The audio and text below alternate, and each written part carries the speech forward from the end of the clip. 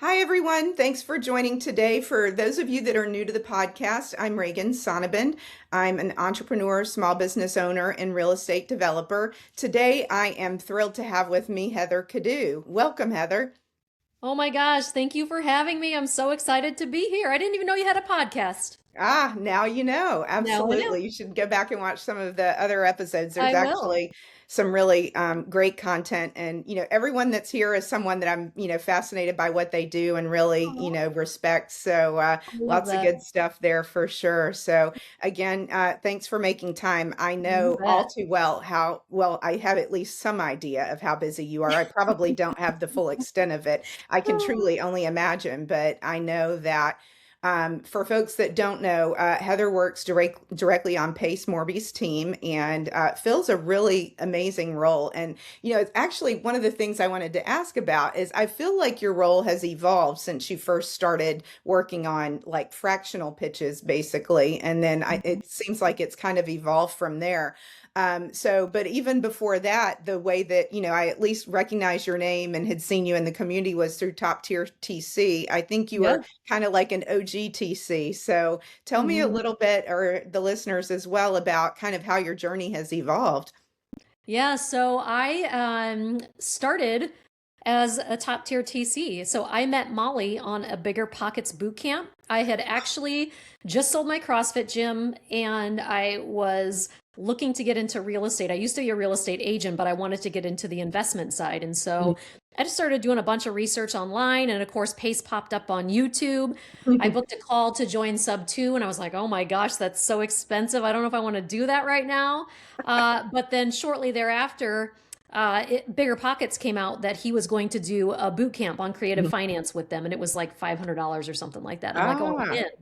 So during that boot camp, which was really great, I met Molly, and mhm, Molly was on one of the Zooms one day, and I was like, hey, I just, I want to understand better before I join Sub 2 and get into this universe, mhm, the behind the scene contracts of creative finance deals, because for so long I was involved in the real estate agent side of mhm, it. But as you know, like, unless you are super proactive as an agent, you're taught what the brokerage teaches you, right? It's just mhm. the basics. And at the time, it was my second job. So I didn't really dig further into all of those back end things and the different ways you could buy and sell real estate. It was more what I was taught in the brokerage. Sure. And she's like, "Oh my gosh, I have the perfect thing for you." She's like, "I'm starting a course called Top Tier TC, and it's going to teach you how to be a transaction coordinator, where you can TC deals for investors who are doing all these creative types of transactions, and so you can then learn that for your own." And then make some money on the side. And so I did. As soon as she came out with the course, it was like 3 or 4 weeks after the boot Oh, camp wow. ended. I signed up like right away. Mhm. And so I was involved in that world first. I ended up starting a TC company called the TC Collective with Rinda Emick, you know her, and a girl Right. named Daniela Devine. So we had that company in the beginning, and then Daniela and I exited, gave our shares to Chelsea Westover, who is now there. And Mhm, since then, Darina, Alexa has joined. So the TC Collective is still there, and I'm just not part of it anymore. And it's so mhm. awesome to be able to see that company that I helped start thrive the way it is.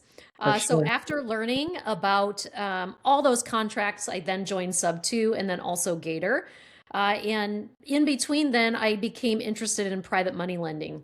Mhm, And so I had actually been interested in that before I joined the Bigger Pockets boot camp too, mhm, and was just doing some research on my own. And there's very limited information about private money lending. I wanted to use my self-directed IRA, and of course, mhm. um, my investment manager had no idea what a self-directed, or he knew what a self-directed IRA was, but he's like, "Oh, I don't recommend that." Well, I'm asking the wrong person, right? Like, Right. yeah. So I started to learn more about that, started to lend out some of my money, joined a directed IRA and transferred some of our IRA money into a self-directed account, and I was lending money out of there, although Mhm. I didn't know exactly what I was doing, so it was a little bit nerve-wracking. Sure. I ended up going further down that path as I learned more about that. Started lending more money, and then one day on a I don't know, it was like a jam session or Mhm. a family night. Pace is like, "Hey, I'm hiring for my lending company." He gave like just a couple details, nothing big, and I'm like, "Oh, I could do that."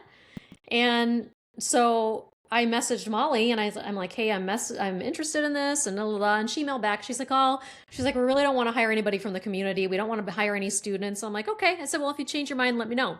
A couple days later, she calls me up on the phone and we had this big conversation. And then I was on the team shortly thereafter. That was like Wow. December of 2024. So a little over a year and a half, like almost a year and a half ago.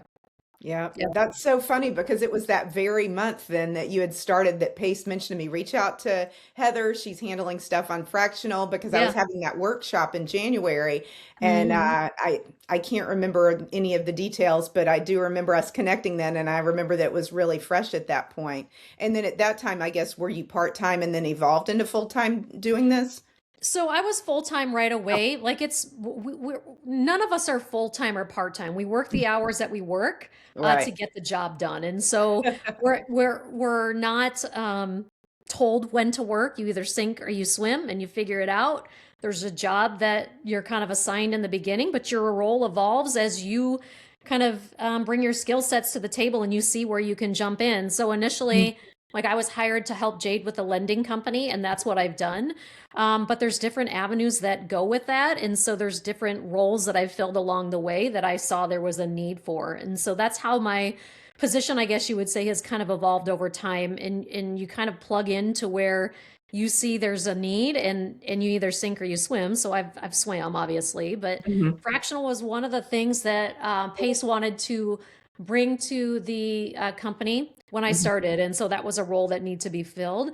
And it's a place where we can legally raise capital and bring a bunch of investors into one project. So we raise capital in a multiple different ways. I'm part of that now in Mhm. all the ways that we raise capital, but through the fractional platform, we form investment clubs. And so I lead those investment clubs and I raise the majority of the capital that we bring into those clubs. So that's why you saw me there.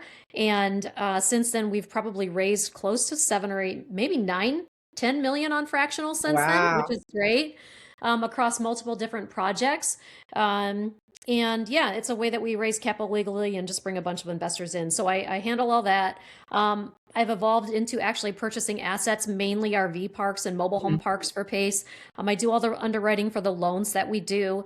We're now integrating AI to help with a lot of that. And so we're in the Mhm. process of developing that system, which Mhm. will actually free up a lot of my time, which is a good thing because then I can focus on building relationships and bringing in more capital, which is what we need as we have huge goals to buy a lot of assets this year. So our Mhm. lending company has kind of evolved into loaning ourselves money. So raising capital and loaning ourselves money to do Mhm. a bunch of different projects that we want to do. We want to buy probably like 12 more RV parks this year and some businesses that Pace wants to buy. So that's Mhm. going to result in the need for some money. We lend to ourselves. We are going to start specializing in fix and flip loans in certain different areas of the country rather than all over the place. So we'll have a lending need or we'll have a capital need for that. So just evaluating loans, bringing in AI to help answer emails and do our first pass underwriting to kind of free me up to build relationships is where we're headed. Wow, that's amazing. That was a lot in a short period of time, I and know. Yeah. but, as I said, thinking about when Pace first told me about that with you helping, with fractional in particular, and then of course since then we've had the opportunity to look at a couple of deals together Yeah. on RV parks and mobile home parks. So let's talk about that a bit because I can Mhm. imagine that I can't, well, I can and I can't imagine. I know you must get a tremendous volume of deals that people want you to take a look at. And even with AI, you're one human being, you can only do so much. So Mhm. tell myself and the listeners what are some of the big things that you are or are not looking for, so that maybe with the intent of thinking like you not that people are wasting your time, but Mhm. don't send you a deal if it's this because it's just not going to happen. And I know you probably cannot even reply to every single email, so let people know a little bit about the broad strokes of what you are looking for. Sure. Yeah. So we try to be very specific with our buy box for RV parks and mobile home parks simply Mhm. because, like you said, the deal volume that we get, I probably get 80 emails a day at least. And I would say that 75% of those are deals, which I want to look at emails with deals, right? Right. Whether they're lending deals or RV park deals, like those are the emails that I want to read. But I want to read the ones that are good deals. So weeding through those, like you mentioned, is kind of challenging. So when we look at opportunities like that, don't send me anything in a flood zone. I can't tell you the times that I say, "Hey, have you checked Pace's buy box?" Because I'll send people, like they'll send me either just links. I'm not going to open a link, y'all. I'm just going to Mhm, delete it. We have people on our team that can pull links. Like mhm, we don't need links. Like send me a breakdown of the opportunity. Give me an indication that you've actually checked our buy box, because the first thing that I do when somebody just sends me an email that says, "Hey, I've got a deal, blah, blah, blah," I'm like, "Have you checked our buy box? Here it is. If mhm, so, and it still fits, please reply back." Some reply back, actually, a lot reply back and said, "Oh my gosh, it fits perfectly." I'll look and see if it's in a flood zone, and it is. And that's one of the first things on our list is that it's in a flood zone. We're not going to buy there. So mhm, definitely don't send me deals that are in flood zones. But next we look for parks that are bigger, right? So mhm, a lot of people will say to me, "Heather, that's a good deal. Like, why would you turn this down?" Well, it is a good deal, but because we're a different buyer and we have access to so many opportunities, we look for the great ones. So we'll turn mhm. down good deals to make room for the great ones. And so, we're working on a system to pass those good deals on to OC Ooh, members so that they have the ability to see them first before anybody else, rather than nice. us just turning them down. But we look for parks that are bigger. We want to see a net income of at least 200,000 before we'll even look at it, Mhm, because we're looking for a net after debt service, after management salary, and after capex of mhm, at least like $10,000 to $12,000 a month cash flow per month, and sure. that's before we do anything to the park. We don't like, we buy parks that are value add, but we still want them cash flowing before that value add, Mhm, at least that number.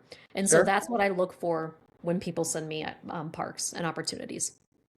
Got it. That, I think I can imagine will be very helpful to folks. And, most of that I knew already. The flood zone part, I have to say, I did not know. So shame on me for not knowing that, but it Hmm. makes a lot of sense. And I think Yeah, naturally, I mean, that's all, just really common sense things. And I think that minimum net that you're talking about, the reality is no matter how you do it, an RV park or mobile home park takes a lot of time just to underwrite and to do due diligence. And it takes just as much time to do a small deal to a large extent as it does to do a small deal it as a does. large deal. So, like you said, there just has to be those minimums there for it to really make sense.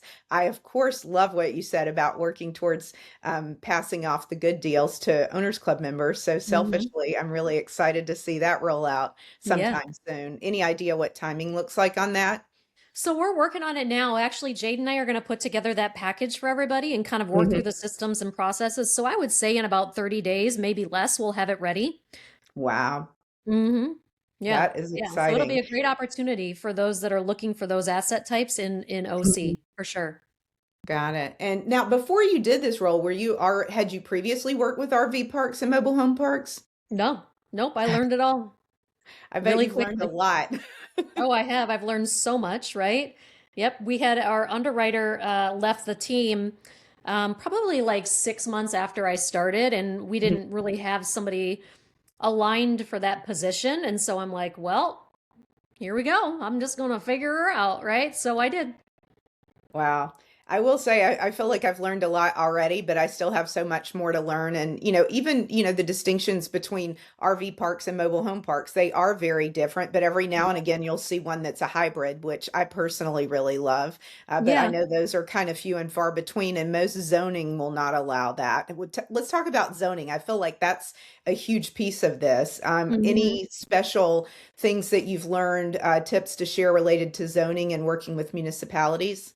Yeah, really, I think it just comes down to being aware of how the property is zoned, right? We get a Mhm, lot of opportunities where there's an RV park in place, but there's like 14 acres to develop or 100 acres mhm, to develop. And so that's part of the upside that people are trying to sell us. And I'm like, well, have you checked with the zoning? What's it going to cost to get that done? Like, what are the pads going to look like? Can you put pads there? Like, so just having an understanding of what that looks like and how you have to go about ensuring that you can actually turn that vacant land into what you want it to be is half the battle. And I think once you understand that, the process is pretty straightforward. Obviously, working with a city is different in some areas than the others. Some sure. it's easy, some it's a more challenging, lengthy process. So, getting an understanding of how long that's going to take, especially if that's part of your underwriting upside and you're relying on that income to get Sure. to a level of what you think you should be at. Mhm. So, just kind of understanding that. But For the most part, just knowing what it is the first thing. For sure. Mhm. It is interesting just having those even preliminary conversations with, whether it's a city or a township or in some cases the state, you tend to get a sense right away of just even, is it going to be an uphill battle? Are Mhm. they, looking for this type of development? And there were a few I looked at with a couple of Owners Club members recently and learned that Illinois Department of Public Health is really involved in all mobile home parks across the state. And was fortunate that got to meet someone on the team that did call back and had a good conversation with him and asked a few questions. And I was also excited to hear that it took a little prodding, but that he was open to presenting container home builds to the engineers on his team to see if they would consider it. Because the first answer was no, container home is not a HUD home, and we explained that it exceeds those building standards, and they're like, that doesn't matter. It's about the classification. So I was able to get him to provide like what are the actual articulate what are the things that would make it classify as a mobile home. And, I think that's something that we're going to be able to accomplish. So he's actually willing to send that to some of the engineers on the team to look at. So I think just learning how to navigate those things with different municipalities, even just yesterday, I was talking to a different municipality and I got the very clear sense right away, like, I'm not even going there because this just, it's if it goes well, it will take a lot of time and it's very much up in the air. And, I think in that case, it was the zoning administrator I spoke with, and he had a good read on, how the town council felt about things. And it was pretty clear that they were not expected to be welcoming of what we had in mind. So, Yeah, it's yeah. unfortunate, right? But yeah, you're right. Like you talk to those people and you can kind of get a idea of how things will go and if it's worth your time to even try from usually the first conversation, right? Absolutely. Mhm. So, okay, so you've been in this role for what, a year and a half now at this About a year point. and a half, yeah. So I would say another month, it'll be about a year and a half, yeah. Wow. And are you looking at similar acquisitions for yourself, or are you fully focused on these? I can imagine it would be hard to split your time in some ways. Yeah, it's very hard to split your time and you kind of get star-eyed when you see all the things that Pace is doing, right? But you have to recognize that you're not Pace. He's got a huge team behind him, right? And you can't forget about your personal goals and your aspirations either. And that was actually one thing that Molly said to me when I joined. She's like, I see you doing things. I know you're an investor on your own. I don't want you to get lost and forget about you. And so Hmm. I always have that in the back of my head. And so I haven't. So no, but it's definitely opened up the possibility for partnership with Pace, right? So I'm Hmm. super excited. He doesn't know this yet, but I want to partner with him on a RV park in Florida. Our Oh, son lives wow. there and goes to school there, so I'm gonna spring that to him if he doesn't see this first. But yeah, and then I have obviously I'm a business owner. I've got a couple businesses. We're starting the cleaning business. I've got a couple rentals now of my own. I bought one last year. I bought one the year before that, before I joined the team. So yeah, I'm definitely still investing on my own. Got it. Got it. And now, kind of at the beginning of the conversation, we talked about how fractional was kind of how you first, or one of the ways when you first became part of this role. Talk about you mentioned more about just lending in general, and I'm Mhm. thinking about even I saw Pace make a post recently where he was talking about he had paid or the team had paid 500 gators that month. So tell me about how you're working with the community other than fractional in particular. Yeah, yep. So we'll bring gators in. Like we fund different gator deals and we pay them right on a regular basis, depending on what we have going on. If we fund deals in our lending business, sometimes we'll need a gator for that and we'll use different lenders. We work through Pace and Abraham to fund a ton of gators. So he has a partner, Pace has a partnership with Abraham Gray and they Mhm. do that. And then also we'll bring in private money lenders to lend on different various projects that we have. And so Pace usually, when he gets some cash from an asset, will pay off his private money lender. So that's what he's referring to. Wow, that's, Yeah.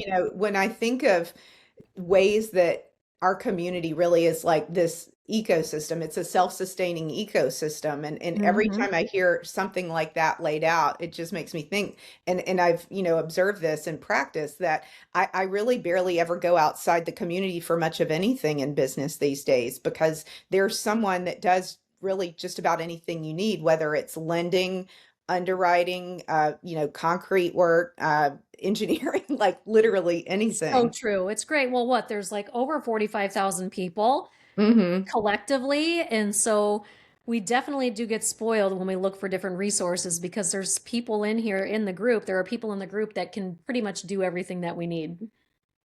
For sure. What Mhm. advice do you have for someone new starting out? And, I think a lot of times there's that overwhelm that people get, which it's Mhm. understandable, right? What advice do you have for them to, kind of dive in and figure out their own area of expertise? Yeah, I actually get a lot of emails from newbies too. So that other 25% of my email is a lot from new members, whether they're new OC members, new sub 2 members, new gators, just trying to get their first deal. I Hmm. also hold a couple Zooms in the community, and a lot of newbies come to that. It can be extremely overwhelming. I really think that when newbies start, they need to kind of decide what they want to do in this world of real estate Hmm. and stick to it for at least 90 days, right? At least 90 days, if not 6 months, because it's super easy to get shiny object syndrome. And that's not necessarily always bad, but it is bad if you're not seeing a project through or if you're not seeing a specific interest through because it gets hard. And so if you keep switching when things get hard, you never learn to do hard work. And then you never actually reach a goal because you're constantly jumping from one thing to another. So, my biggest suggestion is find an area that you're interested in or kind of like a niche in this real estate creative finance world, whether it's lending, whether it's fix and flips, whether you're going to buy and hold for Airbnbs, or you're going to do midterm rentals, or you're going to focus on RV parks or mobile home parks or multifamily.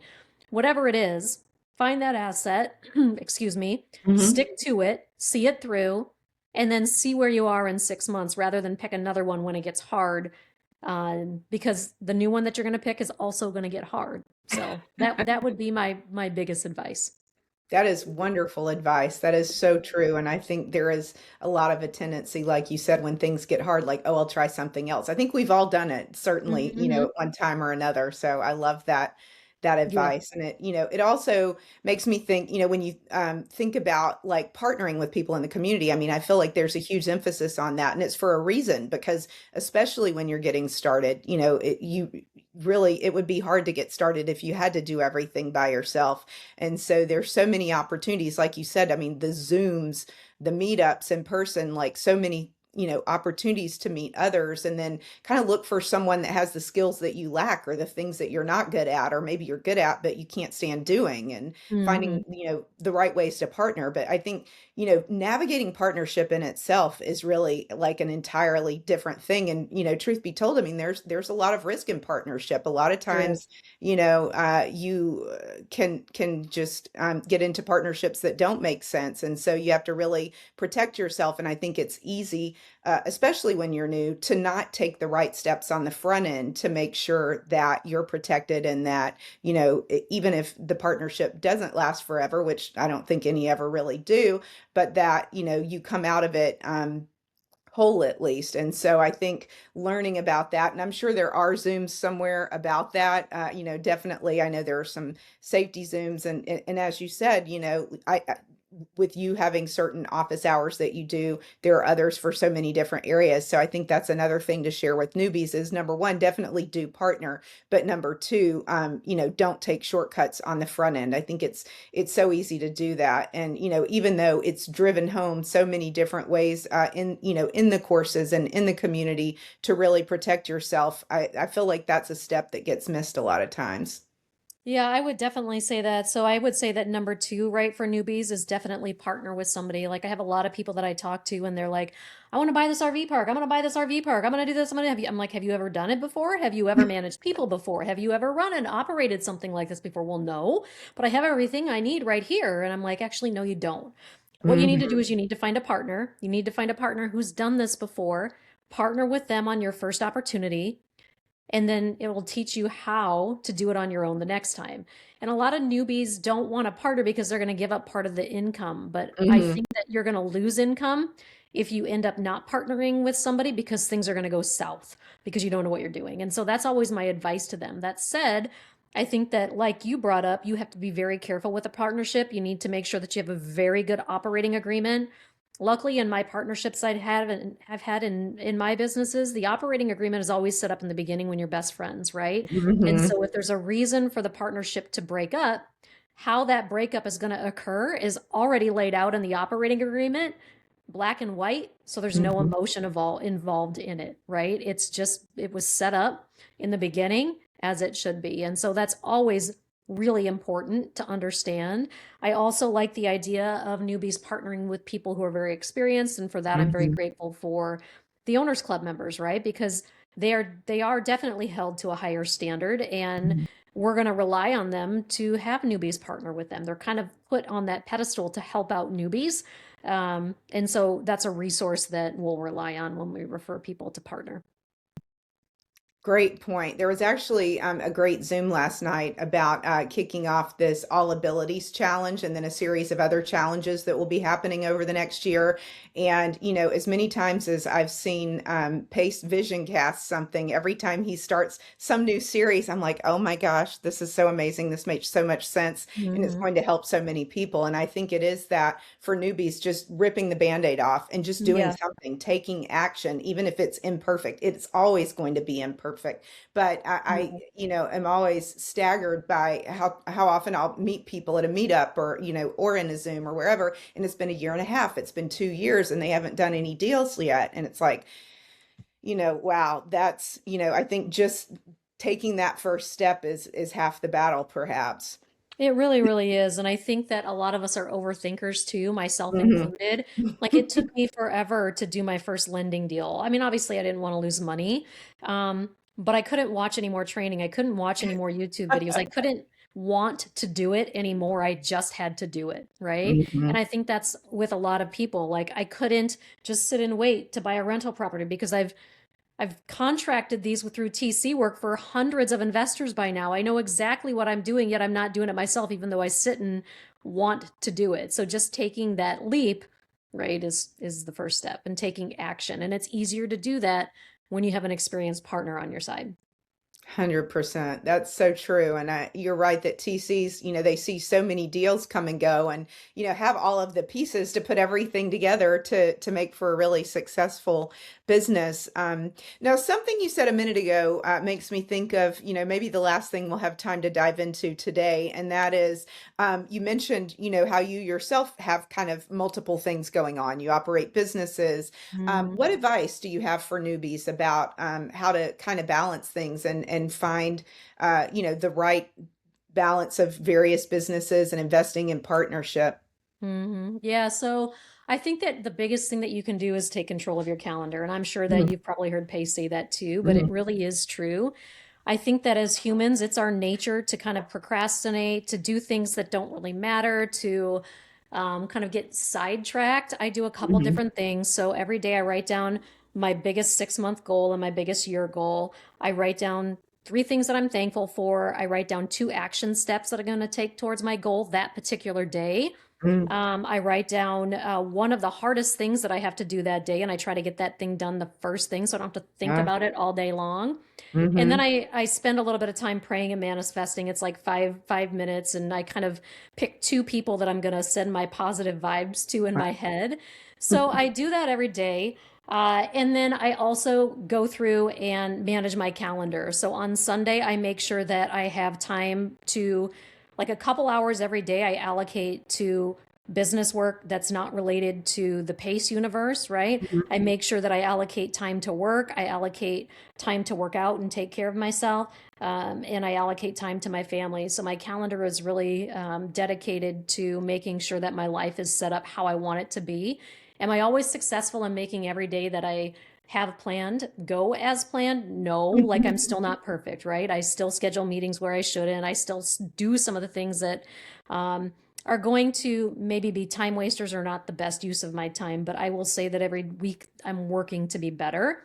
And if you don't have something in place for that, you're never going to start, right? So, my suggestion would be to either read Dan Martell's book, Buy Back Your Time. That's a great Yeah. place to start. And that's what I did to get started. I love that. And, as you were talking, it made me think, and I've lived this. I mean, I live this even today. And one of the things that I've found as a small business owner of multiple businesses, because so many of us are, is that it is so easy to get bogged down in the administrative work. There are so many different things that you have to do as a small business owner, whether it's, managing team members, bookkeeping, dealing with insurance, all of that. It's so easy to get bogged down in that. And I think one of the things that I'm still working towards, I'm aspiring to be better, but that I have, made progress on is getting different team members or even outsourcing, whether you're contracting with someone, as freelancers to do specific things within the business instead of expecting a VA to do so many different things. I've had a revenue manager, a bookkeeper. I haven't had anyone to deal with like insurance and that sort of thing, but just realizing that there are certain tasks in your business that you're probably better off having someone that's kind of like a sniper in that particular area. They're really good at that, instead of expecting one, VA or EA to do too many different broad things. Yeah, yeah, definitely, right? It depends on the size of your team and who you have in place. But if you do that time audit in that book, it will help break down for you the things that you hate doing, the things that give you Mhm. joy, the things that you shouldn't be doing. Like you're obviously going to pass off the things that don't bring the company a ton of revenue, but always Right. need to be done. Those are the things that you should pass off. So, like right now, we're integrating AI into our email so that it can help us answer email, draft email. It can help communicate with people sending email to make sure they have the proper deal information before we even read it. So just kind of going through and teaching our AI how to behave based on our behalf is part of what we're spending time on now. And it's definitely time worth spent. Wow. Do you mind sharing what AI tool you're using for that? So we're having one custom made, just kind of like you guys are an owners club. Yep. Got it. Got it. Yeah. Well, and what you just said really resonated with me, and it made me think. I was very fortunate, maybe it's been 6 months ago now, that I reached out to Ashley Mason in the community and asked her to help out with helping me put some structure to training for my team. And it was just such an amazing process. And she did Mhm. work directly with Dan Martell and, got a lot of great wisdom from that. I know it really was a great thing for her developmentally and kind of helped with what she does today. And of course, Ashley does so many cool things within Yes. doing the training for those of us that teach semesters and, just take so much from that. But that was a great process. And then I had a second kind of project that we got started on. We've put on pause right now, but we'll come back to later. And I think that just goes back to, again, using the people in the community and knowing like, Ashley is an expert in that particular field and in training and developing people and to really bringing efficiency. So I was really fortunate that she had time to work on that and to do that and to help really move things forward with my own business in particular. So Yeah, she's I'm great. I love that. That's super awesome. absolutely. So last thing, I think if you have a checklist kind of that you might want to provide for people that are going to bring deals to you for you to evaluate, other than, the criteria which you already talked about, what's the baseline, pieces of information that are must have before they send something to you for you to be able to even effectively look at it? Yeah, so if they're sending us RV park opportunities that they want to either partner on or they want to bird dog, we need to know, um, we need P&Ls. We need 2 years of P&Ls. Obviously, we need the property address first. It cannot be in a flood zone. We want them to have checked that. We would love to have like a site type breakdown and what they charge for each of those sites. We would like to have any comps that they've used to pull comps in the area. Mhm. And we would love to have occupancy reports so we can see those. And that really allows us to kind of do like a first pass to see if we're interested at all in the opportunity. And from there, we'll ask for more information if we decide that we would want to move forward. Got it. And then that prompted me with one other thing, and I know I myself have been guilty of this. And again, like you were talking about, you have a huge volume of things coming your way, and once you're able to look at something, decide. I know that you have a process where you decide it kind of makes that first cut, and then I believe you take it to a weekly team meeting, and then Yep. there's a pretty structured process in place for that. But I know that there are a lot of deals that happen that are, very time sensitive. So Mhm. what do you have to say about a reasonable to expect turnaround time for you to look at things and to be able to move forward if it is a go? Yeah, so I would say right now our turnaround time is about 7 days. It could be a Mhm. little bit longer if we don't have that monthly meeting. We don't do very well with deals that need to close in 2 days. Like we'll have some people say, "Hey, there's an offer on this, and we need to have an LOI out by tonight." Yep, that doesn't work for us. So Yep. we're not as fast because we have multiple layers that we have to have these approved by. So it goes to our Mhm. team meeting, then it goes to our family office. And so I would say 7 to 10 days is something that would be probably a pretty good timeline of either like a maybe type answer, like we're digging deeper into it. Like I have probably 35 opportunities that I need to underwrite right now just for a Wow. first pass. And my calendar's set up that I take meetings every Tuesday and Wednesday. So Tuesday and Wednesday, I don't have time to underwrite anything. So Mhm. those opportunities to just sit there and collect and collect and collect until I have time to look at them on Thursday and Friday. And then I usually work all day looking at opportunities on those days. Got it. And then, kind of based on what you were saying there, thinking about, one of the things that we were just talking about, and then you hear a lot about in the community is to partner and to do things with others that have done it before. So when someone brings you a deal, do they get to kind of be a part of some of the meetings and kind of see how you and the team are working together and evaluating those deals? So sometimes what I'll do is I'll record myself underwriting the opportunity for them so that they can Mhm. see that. And whether we decide to move forward or we decide not to move forward, I'll send them that information. But if it comes to me needing to call a broker or a seller, we do all of those ourselves. It gets really confusing when we have multiple bird dogs or potential partners on those calls. It sometimes even kill the deal because the broker's like, well, who am I working for? And how, some of Right. dogs that we have bring opportunities to us get a little crazy, and they're like calling the brokers on the side and trying to get Oh, involved. And so that can kind of kill opportunities. And so having those conversations is something that we'll have with people bringing us opportunities if we decide to move forward. So from that perspective, we don't really share anything beyond the initial underwriting and how we evaluate the opportunity. But if we bring somebody in as a partner, that's a different story. got it. Got it. And then last question, I promise. I think I've said that a couple times. That's okay. So that is, I remember when I brought something to you once, I kind of sent the deal and I didn't really say like what my thought was. And I know Yeah. in that case, my thought was I kind of want to see what the options are. But can you explain to folks what are the different ways that you can work with people that bring you deals? Sure. So we have a lot of people that bring us opportunities that just want money from it, right? So they're a bird dog. We've got a lot of bird dog training in Pace's YouTube channel. If Mhm. any listener doesn't know what that is, so essentially they'll bring us an opportunity, and if we decide to buy it, they get a small referral fee for bringing us the opportunity. So we have a lot of people that like to do that, but we also have a lot of people that want to learn how to be an RV park owner. Mhm. And they want to be a partner. And so they'll bring us an opportunity with the intent that they're actually going to be the operator, and they just want to bring us up usually for capital. A lot of people need Mhm. capital. They can't get capital on their own.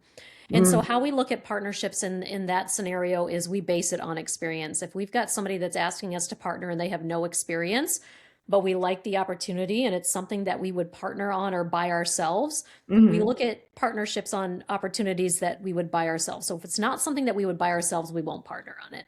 Got it. And then that percentage of ownership is going to be a lot higher in our favor in the Mhm. beginning, when somebody's not experienced. So if it's somebody that's never done a deal with us, we'll probably bring them in at 10% ownership and us at Mhm. 90 initially, until they can earn that ownership back through being able to show us that they can operate the asset. And we'll have that structure and that outline all in our operating agreement as an addendum from the beginning, Mhm. based on what the desired outcome from this individual is. Like maybe they never really want to own this park on their own, and they would always want to partner with Pace, or maybe they do. So all those things are going to be dependent on what the person bringing us the opportunity or the partnership Mhm. wants. But we've learned through different partnerships that we have to have a higher level of ownership in the beginning, because we've had to take a lot of the opportunities in parks that we've partnered with people back because they weren't able to operate. And so that's something that we've learned along the way. So initially, no experience, we're going to take a higher percentage.